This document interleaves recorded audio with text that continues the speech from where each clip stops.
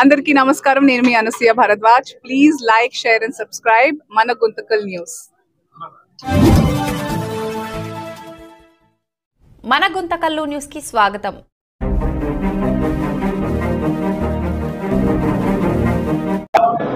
ఈరోజు భారత communist party CPI Guntakal శాఖ ఆధ్వర్యంలో బీసీలకు కుల గణన జనగణన ప్రాతిపదికన రిజర్వేషన్లు కల్పించాలని చెప్పేసి చట్టసభల్లో వాళ్ళు నిర్వహించిన రౌండ్ టేబుల్ సమావేశానికి వైఎస్ఆర్ కాంగ్రెస్ పార్టీ పట్టణాధ్యక్షుడిగా హాజరు కావడం జరిగింది.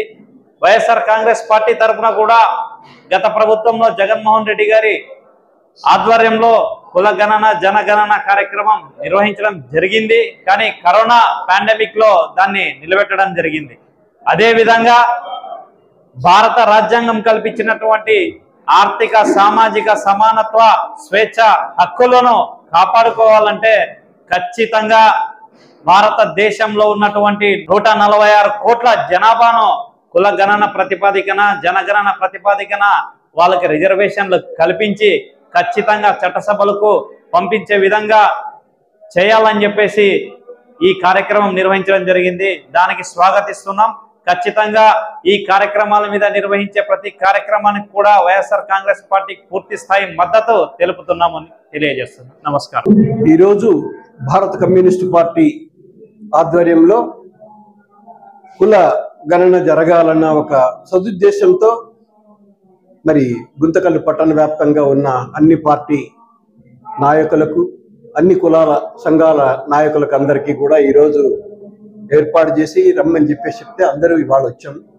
వాళ్ళ అభిప్రాయాలు తీసుకున్నారు. ఇక్కడ ముఖ్యంగా మేము డిమాండ్ చేస్తున్నది ఏమిటి, ఈ కుల గణన జరిగి తీరాల్సిందే. ఈరోజు కేవలము ఒక 4-5 కులాలకు మాత్రమే ప్రాతినిధ్యం ఇస్తున్నారే తప్పితే అనేక కులాలు ఈరోజు సమాజంలో ఉన్నాయి. ఈ కులాలకి ఇంతవరకు స్వాతంత్రం వచ్చినప్పటి నుంచి ఇప్పటి వరకు ప్రాతినిధ్యం అనేది లేదు. కేవలం జనాభాని దృష్టిలో పెట్టుకొని ఆ జనాభా కలిగిన కులాలకి మాత్రమే ప్రాధాన్యత ఇస్తున్నారే తప్పితే నిజంగా ఈ అణగారిన కులాలు కూడా శాసనసభలో వాళ్ళ యొక్క సమస్యలు వాళ్ళ గొంతు వినిపించాలన్న ఉద్దేశంతో మరి ప్రతి ఒక్క కులానికి కూడా శాసనసభలో ప్రవేశం అయ్యేందుకు అవకాశం కల్పించాలని చెప్పేసి మేము కోరుతున్నాము. ఈరోజు మరి దాదాపు 52% బీసీలు ఉన్న పరిస్థితుల్లో మరి మనమందరం కూడా బీసీలందరూ కూడా ఒక తాటి మీదకి రాగలిగితే మరి ఈరోజు ఓసీలు అధికారంలోకి వచ్చేవాళ్ళ. మరి మనమందరం కలిసి ఈ ఓసీలని ఎన్నుకొని వాళ్ళని ఆధిపత్యం ఎక్కిస్తున్నామే తప్పితే మనమందరం కూడా ఒక తాటి మీద నిలబడగలిగితే ఈ బీసీ రిజర్వేషన్ వచ్చే అవకాశం ఉంటుందని చెప్పేసి అని మీ అందరికీ తెలియజేస్తున్నాను. అందరికీ నమస్తే. ఈరోజు రౌండ్ టేబుల్ మీటింగ్ కులగర్జన సిపిఐ ఆఫీసులో జరిగింది. కానీ కులగర్జన మనకు అవసరం. బీసీలకు ఎటువంటి గుర్తింపు లేకుండా పోతుంది. అందువలన మనమందరము దీనికోసం సహకరిస్తున్నాము. బీసీలకు కులగర్జన చేయాలా, దాని తర్వాత ఎలక్షన్ చేయాలని కోరుతున్నాం. అసెంబ్లీలో సమావేశాలు జరుగుతున్నాయి, దీనిపైన చర్చించాలా. చర్చించిన తర్వాత రిజర్వేషన్ ఇచ్చిన తర్వాత దాని తర్వాత ఎలక్షన్ జరపాలని కోరుతున్నాము. ఇంకోటి 4వ తేదీన మన అనంతపురం జిల్లాలో ఒక మీటింగ్ పెట్టినారు. రాష్ట్ర నాయకులు వస్తున్నారు 4వ తేదీన. దయచేసి ప్రతి ఒక్కరూ ఈ మీటింగ్లో పాల్గొవాలని కోరుతున్నాం. నమస్కారం. అస్సలాము అలైకుం. ఈరోజు భారతదేశానికి మన ఆంధ్రప్రదేశ్ రాష్ట్రానికి బీసీ కుల గణన ఎంతో ప్రాముఖ్యం సంతరించుకుంది. ఎందుకంటే మన ఆంధ్రప్రదేశ్లో సుమారు బీసీ కులాలే 50% పైన జనాభా కలిగి ఉంది. అయినా చట్టసభల్లో పూర్తిగా వెనుకబడి ఉన్నాము. బీసీ కుల గణన రిజర్వేషన్ జరిగితే చట్టసభల ద్వారా బీసీలకు న్యాయం జరుగుతుంది. అదేవిధంగా ఆర్థికంగా కూడా ఆర్థికంగా సామాజికంగా ఎంతో అభివృద్ధి చెందేదానికి కూడా అవకాశం ఉంటుంది. ఈ భారతీయ జనతా పార్టీ గత 11 సంవత్సరాల నుంచి కూడా బీసీలను అణగదొక్కుతూ కేవలం జనాభాలో ఉన్నటువంటి 4-5% మంది మాత్రమే అభివృద్ధి చెందుతూ బీసీలు కాయకష్టం చేసి సంపాదించుకున్నటువంటి సొమ్మునందరినీ కూడా ఈ 4-5% మంది వారే ఆర్జిస్తున్నారు. బీసీలకు ఎక్కడ కూడా న్యాయం జరగడం లేదు. మరి మనందరికీ కూడా తెలుసు, అదే తమిళనాడులో ఇప్పటికీ 60% బీసీ రిజర్వేషన్ కూడా అమలు అవుతుంది. అక్కడ బీసీ ముఖ్యమంత్రి ఉన్నాడు కాబట్టి బీసీలకు ఎంతో న్యాయం జరుగుతుంది. మన రాష్ట్రంలో రాష్ట్రం అవతరించినప్పటి నుంచి కూడా అయితే రెడ్డి లేదా కమ్మ ఈ ఇద్దరు సామాజిక వర్గాల నుంచి కూడా బీసీ కులాలు పూర్తిగా అణగదొక్కబడుతున్నాయి. కాబట్టి బీసీలు రాజకీయంగా పూర్తిగా సామాజికంగా చైతన్యవంతులైతే రాజ్యాధికారమే బీసీలకు వస్తే అప్పుడు మన రాష్ట్రంలో ఉన్నటువంటి బీసీలందరికీ కూడా న్యాయం జరుగుతుంది. ఈ నరేంద్ర మోడీ ప్రభుత్వం అయితేనేమి, మరి ఎన్డీఏ కూటమి చంద్రబాబు అయితేనేమి, పవన్ కళ్యాణ్ అయితేనేమి లేచినప్పటి నుంచి కూడా హిందుత్వ ముసుగులో బీసీలకు పూర్తిగా అన్యాయం జరుగుతుంది. ఈ అన్యాయాన్ని అరికట్టాలంటే ఖచ్చితంగా బీసీ కుల గణన జరగాలి. మా ప్రియతమ నేత రాహుల్ గాంధీ గారు ప్రతిరోజు కూడా బీసీ కుల గణన జరగాలి, కుల గణన జరిగితేనే భారతదేశంలో అందరికీ కూడా న్యాయం జరుగుతుందని పోరాడుతున్నాడు. కానీ ఈ హిందుత్వ ముసుగులో వీరు చేస్తున్నటువంటి అరాచకాలకు ఫుల్ స్టాప్ పెట్టాలి. ఈ బీజేపీ ప్రభుత్వం వల్ల రైతులు కూడా పూర్తిగా నష్టపోవడం జరుగుతుంది. లేచినప్పటి నుంచి కూడా రైతులను రాజును చేస్తానని చెప్పేసి మైకు పట్టుకుని ప్రగల్భాలు చెప్తూ ఉన్నాడు. కానీ పండించినటువంటి పంటకు కూడా గిట్టుబాటు ధర లేక పూర్తిగా రైతులు నష్టపోతున్నారు. మరి స్వదేశీ వస్తువులనే వాడండి అని చెప్పేసి నరేంద్ర మోడీ చెప్తున్నాడు. మరి విదేశాల నుంచి ఎందుకు నీవు రైతు ఉత్పత్తులను దిగుమతి చేసుకుంటూ భారతదేశ రైతులను నష్టపరుస్తున్నావు? ఒక్కసారి ఆలోచించు. నీవు రైతు పక్షపాతి అయితే నీ ఊరినే ఉత్తమ మాటలు చెప్పడం కాదు, నీవు వేసుకున్నటువంటి సూటు, నీవు పెట్టుకున్నటువంటి కళ్ళజోడు, మొత్తం ఇవన్నీ కూడా నీవు విదేశీ వస్తువులను వాడుతూ కేవలం నీ మాయల పకీరు యాక్షన్ కోసం స్వదేశీ వస్తువులను వాడండి అని చెప్పడం ఎంతవరకు సమంజసం అని చెప్పేసి నేను అడుగుతున్నా.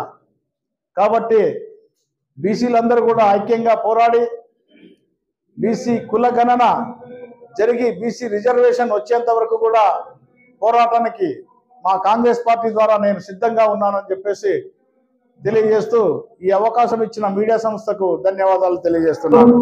బీసీ కులగణన జరపాలని చెప్పేసి ఈరోజు భారత కమ్యూనిస్ట్ పార్టీ ఆధ్వర్యంలో ఈ రౌండ్ టేబుల్ సమావేశాన్ని ఏర్పాటు చేసినటువంటి భారత కమ్యూనిస్ట్ పార్టీ వారికి ధన్యవాదాలు తెలియజేసుకుంటున్నాను. నా పేరు బైనేని శ్రీనివాసరాజు, బహుజన్ సమాజ్ పార్టీ అనంతపురం జిల్లా ఇన్ఛార్జ్ మరియు గుంతకల్లు నియోజకవర్గం ఇన్ఛార్జ్. మిత్రులారా, మరి బహుజన్ సమాజ్ పార్టీ ఆధ్వర్యంలో రాష్ట్ర వ్యాప్తంగా కూడా కులగణన జరపాలని చెప్పేసి 2 సంవత్సరాల నుంచి మరి అనేక ఉద్యమాలు 26 జిల్లాల్లో చేపట్టడం జరిగింది. అయితే మరి ఈరోజు ఉన్నటువంటి రాష్ట్ర అధ్యక్షుడు బందెల గౌతమ్ కుమార్ గారు, ఆంధ్రప్రదేశ్ రాష్ట్రానికి బహుజన్ సమాజ్ పార్టీ రాష్ట్ర అధ్యక్షులు బందెల గౌతమ్ కుమార్ గారి ఆధ్వర్యంలో అనేక జిల్లాల్లో ఇప్పటికే కులగణన జరపాలి, బీసీలకు మరి 54% ఇవ్వాలి, కనీసము జనాభా ప్రాతిపదికన 52% అన్నా ఇవ్వాలి అని చెప్పేసి మరి అనేక ఉద్యమాలు చేపట్టడం జరుగుతుంది. మరి అదే క్రమంలో ఈరోజు భారత కమ్యూనిస్టు పార్టీ వారు మరి రౌండ్ టేబుల్ సమావేశాన్ని ఏర్పాటు చేసి వారు కూడా రాష్ట్ర వ్యాప్తంగా కూడా ఈ ఉద్యమాన్ని ముందుకు తీసుకుపోయి ఈ రాష్ట్ర కేంద్ర ప్రభుత్వాలు తెలియజేయాలని చెప్పేసి మరి ఉద్యమాన్ని మొదలుపెట్టారు. మరి లాల్ నీల్ కలిస్తే మనము ఏదైనా సాధించుకోవచ్చు అనే ఉద్దేశంతో నేను నా అభిప్రాయాన్ని వ్యక్తపరుస్తున్నాను.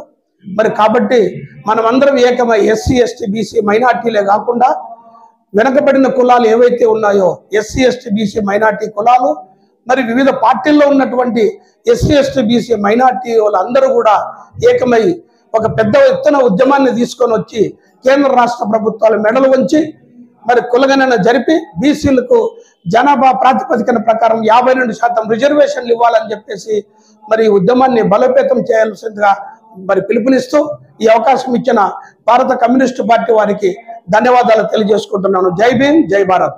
మిత్రులారా, ఈరోజు గుంతకల్ పట్టణంలో భారత కమ్యూనిస్టు పార్టీ కార్యాలయంలో ఏదైతే కులగణనకు సంబంధించినటువంటి కార్యక్రమాన్ని రౌండ్ టేబుల్ సమావేశం నిర్వహించడం జరుగుతుంది. ఎందుకంటే భారతదేశంలో నిచ్చెన మెట్ల కుల వ్యవస్థ అనేది చాలా బలంగా ఉంది ఈ రోజులు కూడా. ఎందుకంటే దాదాపు కంటే స్వాతంత్రం వచ్చిందని చెప్పుకుంటున్న 78 సంవత్సరాలలో కూడా అనేక కులాలు కూడా ఈ పొద్దు చట్టసభల్లో ప్రాతినిధ్యం లేనటువంటి పరిస్థితి కూడా మనం చూస్తున్నాం.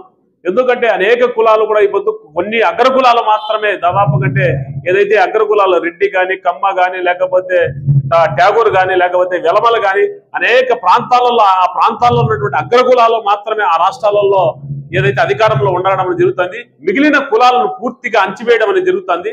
కనీసం ఉన్నటువంటి ఏదైతే భారత రాజ్యాంగం కల్పించినటువంటి హక్కులు కానీ లేకపోతే రిజర్వేషన్లు కానీ ఈ రోజును కూడా అమలు పరచలేదంటే ఎంత దీనస్థితిలో ఈ వ్యవస్థ ఉందనేది కూడా మనం అర్థం చేసుకోవాలి. ఎందుకంటే తమ అస్తిత్వాన్ని నిలుపుకోవడం కోసము కూడా అనేకమైనటువంటి కులాలు కానీ మొత్తం ఏదైతే ఉన్నటువంటి అది అధికారంలో ఉన్నటువంటి పార్టీలు కానీ లేకపోతే ప్రభుత్వాల మీద కూడా నిలదీస్తాన్ని కూడా కనీసమైనటువంటి స్పందించే పరిస్థితి కూడా మనం చూస్తున్నాం. ఎందుకంటే బీసీలకు 52% ఉన్నటువంటి ఈ దేశంలో కనీసం ఉన్నటువంటి చట్టసభలలో కనీసమైనటువంటి 40% కూడా లేరంటే ఏ విధంగా అర్థం చేసుకోవాలి. అదేవిధంగా ఎస్సీ ఎస్టీలకు సంబంధించినటువంటి ఏదైతే కొన్ని రిజర్వేషన్లు మాత్రమే ఇచ్చి ఆ చట్టసభలకు పంపిస్తున్నారు కానీ వాళ్ళు పూర్తిగా ఏమాత్రం వాళ్ళకు సంబంధించినటువంటి అస్తిత్వం గురించి కానీ లేకపోతే వాళ్ళకి సంబంధించినటువంటి విషయాలు కానీ వాళ్ళకి సంబంధించినటువంటి జరుగుతున్నటువంటి అణచివేతలు కానీ కనీసమైనటువంటి చట్టసభలో కూడా మాట్లాడిన పరిస్థితి కూడా మనం చూస్తున్నాం. అదే విధమైనటువంటి ఏదైతే హోంమంత్రి అనిత ఉన్నారో కానీ ఆ అనిత ఉన్నా కూడా తన యొక్క ఏదైతే తన వర్గానికి జరుగుతున్నటువంటి తన సామాజిక వర్గానికి జరుగుతున్నటువంటి దాడులు కానీ లేకపోతే కనీస విషయాలు కూడా మాట్లాడలేని దైనందిన స్థితిలో కూడా ఆమె హోంమంత్రి ఉండడం అనేది జరుగుతుంది. అదేవిధంగా భారతదేశంలో హిందూ మతం అనేది పూర్తిగా మొత్తం భారతదేశ వ్యాప్తంగా కూడా విస్తరించగలిగింది. నరేంద్ర మోడీ ఇచ్చిన తర్వాత సక్సెస్ కాగలిగింది భారతదేశంలో కుల ప్రాతిపదికను విభజించడంలో కానీ. ఆ విధంగా విభజించి మిగిలినటువంటి ఎస్సీ ఎస్టీల మీద కూడా విపరీతమైన దాడులు జరుగుతుంది. ముఖ్యంగా ముస్లిం మైనారిటీల మీద దాదాపు కంటే ఈ భారతదేశంలో ఉన్నటువంటి దాదాపు కంటే 25 కోట్ల మంది నుంచే తమ అస్తిత్వాన్ని కోల్పోయే పరిస్థితి కూడా ఉంది. ఈ దేశంలో కనీసమైనటువంటి 2వ తరగతి పౌరులుగా జీవించాలని చెప్పి హిందూ మతం మాతలు ముస్లింల మీద ఒత్తిడి తేవడం జరుగుతుంది. కనీసమైనటువంటి తమ దేశభక్తిని కూడా నిరూపించుకునే పరిస్థితి పొందుతుంది. దేశవ్యాప్తంగా కూడా ముస్లింలందరూ కూడా రోడ్ల మధ్యకి వచ్చి మేము ఈ దేశంలో నివసిస్తున్నాం, ఈ దేశంలో పౌరులం అని చెప్పి చెప్పుకునే పరిస్థితి వచ్చిందంటే ఏ విధంగా అర్థం చేసుకోవాలి నరేంద్ర మోడీ యొక్క పరిపాలన అనేది కూడా మనం చూసుకోవాలి. ముఖ్యంగా దీనికందరికి ఆర్థికంగాను సామాజికంగాను రాజకీయంగా కూడా చట్టసభలలో కింద కులాలు ప్రాతినిధ్యం లేకపోవడంలో ఈ సమస్య వస్తుంది. కాబట్టి సమానత్వం రావాలంటే ఆర్థిక సమానత్వం అంటే రాజకీయ అధికారం రావాలి. ఈ రాజకీయ అధికారం రావాలంటే ఏదైతే ఇప్పటి వరకు చట్టసభలలో ప్రాతినిధ్యం లేకుండా ఏదైతే ఎస్సీలు కానీ ఎస్టీలు కానీ బీసీలు కానీ లేకపోతే ఆదివాసులకు కానీ లేకపోతే సాగలి మంగళ యానాది ఎరగల ఇలాంటి కులాలన్నిటికీ కూడా కమ్మర ఇలాంటి కులాలన్నీ కూడా చట్టసభలోకి వచ్చి తమ తమ తమ సంబంధించినటువంటి అస్తిత్వం కానీ లేకపోతే తమకు సంబంధించి జరుగుతున్నటువంటి అన్యాయాల మీద కూడా గొంతెత్తి మాట్లాడాలి. ఆ విధమైనటువంటి అవకాశం ఇచ్చినప్పుడే భారతదేశం గొప్ప ప్రజాస్వామ్య దేశం అని చెప్పుకోవడం జరుగుతుంది. కాబట్టి దానికి ఆ కార్యక్రమాలు నిర్వహించాలంటే ఆ విధంగా ముందుకు తీసుకెళ్లాలంటే ఈ పొద్దు ఏదైతే భారత కమ్యూనిస్టు పార్టీ చేస్తున్నటువంటి కులగణనకు సంబంధించినటువంటి కార్యక్రమం మంచిది. ఆ కార్యక్రమానికి సిపిఎంఎల్ రూరల్స్ పార్టీ పూర్తిగా అండదండలు అందిస్తుంది, ఆ కార్యక్రమంలో పాల్గొంటుంది. అదేవిధంగా ఏదైతే ఈ రోజు కూడా సెక్రటరియట్ లో కానీ లేకపోతే పిఎం సంబంధించినటువంటి ఆఫీసుల్లో కానీ ఎక్కడ కూడా లేకపోతే సుప్రీంకోర్టులో కానీ ఎక్కడ కూడా బీసీలకు ప్రాతినిధ్యం కూడా లేదనేది కూడా వాస్తవం ఇది. కాబట్టి ఈ వాస్తవాలు కానీ అదేవిధంగా విద్యారంగంలో కూడా అనేకమైనటువంటి రిజర్వేషన్లు రాగలిగితేనే అనేక ఫలాలు కూడా అందుకోగలుగుతారు. కాబట్టి వాటిని అందుకోవాలంటే పెద్ద ఎత్తున చైతన్యంతో అన్ని కులాలు కూడా పెద్ద ఎత్తున పోరాటాల ద్వారా ఆందోళన కార్యక్రమాలు చేపట్టడం ద్వారా వాటిని సాధించుకుంటారని తెలియపరుస్తూ ఈ అవకాశం ఇచ్చినటువంటి వ్యక్తులకు కృతజ్ఞతలు ఇంతతో ముగిస్తున్నాను. జనాభా ప్రాతిపదికన రౌండ్ టేబుల్ సమావేశానికి అఖిలపక్ష కమిటీ కులాసుల తరఫున నన్ను వాల్మీకి సేవా సమితి మాచర్ల ఎల్లప్ప గారు మాట్లాడవలసిందిగా కోరడమైనది. నేను బీసీ నాయకుడు కాబట్టి నేను కొన్ని వివరాలు తెలియజేస్తున్నాం. ఇప్పుడు మన భారతదేశంలో రాజ్యాంగం ఎన్నో సంవత్సరాలుగా పెట్టింది. కానీ ఎస్సీ ఎస్టీలకి కేటాయించినారు 22% అని, మనకి 30%, 33% లేడీస్కి ఇచ్చినారు. కానీ ఈరోజు కర్ణాటక స్టేట్ మన ముఖ్యమంత్రి అంటే బీసీ ముఖ్యమంత్రి అయినాడు, దానికి 69% అక్కడ కేటాయిస్తున్నారు. బీహార్లో మన బీసీ ముఖ్యమంత్రి అంటే ఏ కులమైనా కానీ బీసీ వాడు కాబట్టి మనం అభినందిస్తాం. అక్కడ బీహార్లో రెడీ అవుతుంది. ఇప్పుడు ప్రస్తుతం తెలంగాణలో రేవంత్ రెడ్డి గారు కులగణన గురించి ఆయన ఓసీ కులానికి చెందినవాడు అయినా కానీ బీసీలు కావాలని చెప్పేసి ఆలోచనతో, ఎందుకంటే బీసీలు లేకపోతే రాజ్యాంగం లేదు, రాజ్యాంగమే లేకపోతే ప్రభుత్వాలు లేవు, ప్రభుత్వాలు లేకపోతే మేమే లేవనే ఆచరణ వాళ్ళు ఉండి ఎంత కష్టపడి అన్ని పార్టీల వారికి గౌరవించి ప్రాతిపడి కాళ్ళు పట్టుకుని చేతులు పట్టుకుని అతను ప్రాధాయపడుతూ, ఎందుకంటే బీసీలు కులగణన చేస్తున్నాడు, మీరంతా కోర్టుకు పోదండి అది పోదండి అని చెప్పేసి ఆయన ప్రాధాయపడుతూ, ఎందుకంటే ఆయన ఒక కింది స్థాయి నుంచి ఓసీ కులసులు అయినా చెందినది కింది స్థాయి నుంచి పైకి వచ్చాడు కాబట్టి ఆలోచనతో బీసీ కులాలు రావాలని చెప్పేసి ఆయన ఆలోచన, మంచి ఆలోచనకి మేము స్వాగతిస్తున్నాము. మన తెలంగాణ స్టేట్ లో ఈ రోజు వచ్చింది. కానీ తెలంగాణ స్టేట్ లో ఈ రోజు వచ్చింది కాబట్టి రేపు రిజర్వేషన్ కులగణన అంతా చేసినారు. సుప్రీంకోర్టు ఏం చేస్తుందంటే గతంలో 1992లో ఈశ్వరయ్య గారు న్యాయమూర్తి అని చెప్పేసి అప్పుడు 52% మనకి కేటాయించడం జరిగిన న్యాయమూర్తుల వాళ్ళు ఆ రోజు చేసుకోలేకుండా మనకి కేవలం స్థానిక సంస్థలకు మాత్రమే కేటాయిస్తుందని చెప్పేసి ఒక జీవో ఏర్పాటు చేసి స్థానిక సంస్థల కింద మాత్రమే వాళ్ళకి ఇచ్చినారు. కానీ పట్టణ చట్టసభల్లో మనకి బీసీ రిజర్వేషన్ చేయలేదు. ఎందుకంటే స్థానిక సంస్థలో చేస్తే ఒరిగేది ఏమి లేదు. చిన్న వాడే కౌన్సిల్ అవుతాడు, ఎంపీడీసీ అయితే జడ్పీసీ. కానీ చట్టసభల్లో మనం అయితే ఎప్పుడైతే చట్టసభల్లో బీసీ రిజర్వేషన్ కల్పిస్తే మనవాడు కర్ణాటకలో బీహార్ లెక్క మనవాడు సీఎం అవుతారు కాబట్టి మన కులాలన్నీ అత్యధిక స్థితిలో వస్తాయి కాబట్టి వాళ్ళు ఆలోచన చేస్తారని చెప్పేసి ఈ కులగణన చేపట్టుకున్న గత ప్రభుత్వాలు అయితేనేమి రాజ్యాంగం 70 సంవత్సరాల నుంచి ఉన్న గత ప్రభుత్వాలు అయితే ఇబ్బంది పెడుతూ వచ్చినాయి. కాబట్టి ఈ రోజు కులగణన వాళ్ళని చూసి నేర్చుకునే దుస్థితి మన ఆంధ్రప్రదేశ్ అంటే చాలా ఎంతో అత్యున్నతమైన ప్రదేశం. కానీ మనం విడిపోయినాం కాబట్టి ఆయన చేశారు కాబట్టి దాన్ని దేవుని పుణ్యాన ఈ సుప్రీంకోర్టులో రేపు రాబోయే 8వ తారీఖున కానీ అధికారులు కానీ ఖచ్చితంగా వర్తిస్తే మేమంతా సంతోషపడతామని చెప్పేసి చేస్తున్నాము. అది వర్తించలేకపోతే 9వ తారీఖు రిజర్వేషన్ క్యాన్సిల్ అవుతుందంట, రిజర్వేషన్ రాదని చెప్పేసి కొంతమంది న్యాయ నిపుణులు మాతో చెప్తున్నారు. దయచేసి అదే ప్రాతిపదికన మన నెక్స్ట్ స్థానిక సంస్థలు వస్తున్నాయి, ఫస్ట్ చట్టసభల్లో పెట్టండి. చట్టసభల్లో పెడితే మన వాడు సీట్లో కూర్చున్నా కానీ ఏదో బీసీ కులాలకి 4-5 కులాలు మాత్రమే వాడు కూర్చుంటారు. కానీ వాళ్ళు అరిసే టైం మీరు అంతా ఓసీలు వాళ్ళే పడతారు. కానీ మనకి అవకాశం కాదు కాబట్టి చట్టసభల్లో వర్తిస్తేనే నిజమైన బీసీ వానికి పదవులు వస్తాయని చెప్పేసి ఆలోచన చేసింది. కాబట్టి ఆ ఆలోచన వాళ్ళు చేస్తే బాగుంటుందని చెప్పి ఈ అవకాశం ఇచ్చిన పెద్దలందరికీ ధన్యవాదాలు తెలుసు వినిపిస్తుంది.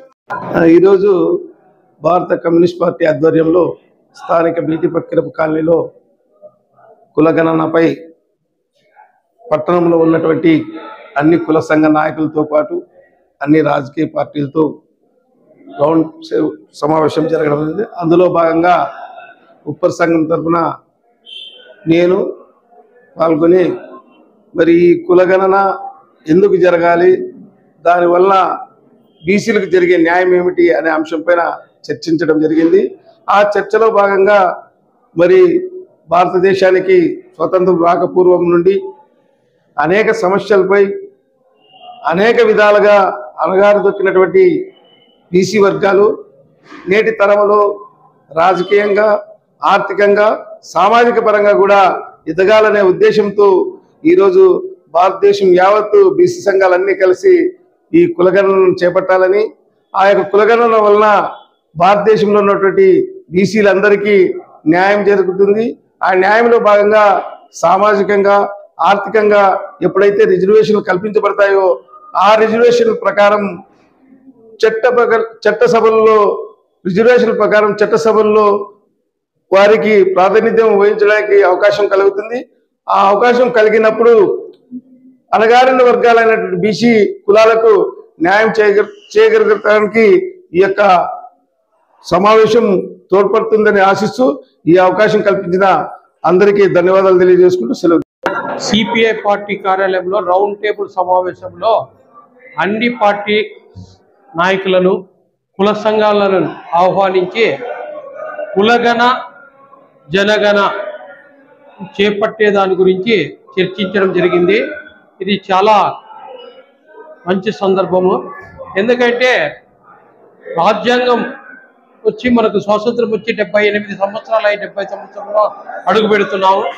ఇంతవరకు అట్టడుగ్గా ఉన్న నాయి బ్రాహ్మణ కులస్తులని ఏ పార్టీ వాళ్ళు కూడా గుర్తించుకోకున్నట్ల, మాకు ఎలాంటి రిజర్వేషన్లు కల్పించుకోకున్నట్ల, ఎక్కడున్నా గొంగలి అక్కడే అన్నట్టుగా ఈరోజు మేము రాజకీయాల్లో పూర్తి అట్టడుగ్గా ఉన్నాము. కాబట్టి మాకు కూడా చట్టసభల్లో అవకాశం కల్పించేదానికి రిజర్వేషన్లు తీసుకుని వచ్చి చట్టసభల్లో రిజర్వేషన్ కల్పిస్తే మాకు కూడా మా కుల ప్రతిపాదిక కింద శాసన మండలిలో అయితేనేమి, శాసన సభలో అయితేనేమి, మేము కూడా మా వార్డుగా ఒక ఎమ్మెల్యే అయితేనే ఎమ్మెల్సీని చూడగలుగుతాము. కాబట్టి తప్పకుండా గవర్నమెంట్ జనగణ కులగణ వెంటనే చేపట్టి ఈ బీసీల్లో అట్టడుగు కులమైన నాయ బ్రాహ్మణులను గుర్తించి మాకు కూడా రాబోయే దినాల్లో రాజకీయ అవకాశాలు కల్పించాలని మేము ఎప్పుడో డిమాండ్ చేస్తున్న ఎస్టీ జాబితాలో కల్పించాలని ఒక డిమాండ్ ఉంది. ఆ డిమాండ్ని కూడా అమలు పరచాలని ఈ సభావేదికంగా డిమాండ్ చేస్తున్నాను. ఈ అవకాశం ఇచ్చిన నాయకులకు అందరికీ కృతజ్ఞతలు తెలుపుకుంటున్నాను. భారత కమ్యూనిస్ట్ ఆఫీస్ నియోజకవర్గ కార్యాలయంలో రౌండ్ టేబుల్ సమావేశానికి హాజరైనటువంటి ప్రతి ఒక్క కుల సంఘ నాయకులకి, ప్రతి ఒక్క రాజకీయ నాయకులకి, ప్రతి ఒక్కరికి ధన్యవాదాలు. ఆంధ్రప్రదేశ్లో బీసీ వర్గానికి ఉద్యోగాల్లో విద్యార్థులు 29%గా, దీనిలో మరియు 5 గ్రూపులుగా ఉన్నాయి. దీంట్లో బీసీ ఏబిసిడిఈ ఉన్నాయి. అసెంబ్లీలో బీసీ వర్గానికి 33% వర్తింపజేయాలని తీర్మానించడమైనది. ఈ ఆంధ్రప్రదేశ్ రిజర్వేషన్ యాక్ట్ 2019 ప్రకారం బీసీ, ఎస్సీ, ఎస్టీ, మైనారిటీస్ అందరికీ 50% ఉండాలని, ఎస్టీ 6%, ఎస్సీ 15%, 29% బీసీలుగా మొత్తం 50%గా ఉండాలని అన్ని రిజర్వేషన్ ఏజెన్సీలందు, బోర్డులందును, ప్రభుత్వ సొసైటీలందును, కమిటీల ఎందును రిజర్వేషన్ మతాన్ని పాటించవలసిందిగా కోరుతున్నాము. భారత కమ్యూనిస్ట్ కార్యాలయంలో రౌండ్ టేబుల్ సమావేశానికి ఆహ్వానించినారు. కాబట్టి కురువ సంఘం తరఫున మేము హాజరయ్యి అనంతపురంలో జరుగు 4వ జిల్లా దానికి 4వ తేదీ అనంతపురంలో జరుగు ఈ మీటింగ్కు హాజరవుతాము. ఈ కులగణన జనగణన అనేది చాలా అవసరం, బీసీ వర్గాలకి చాలా అవసరం. ఇప్పుడు ఈ కుల ప్రాతిపదికన అని చెప్పేసి పెడుతున్నారు. ఇవి చాలా ప్రజలకి చాలా మందికి అవసరం.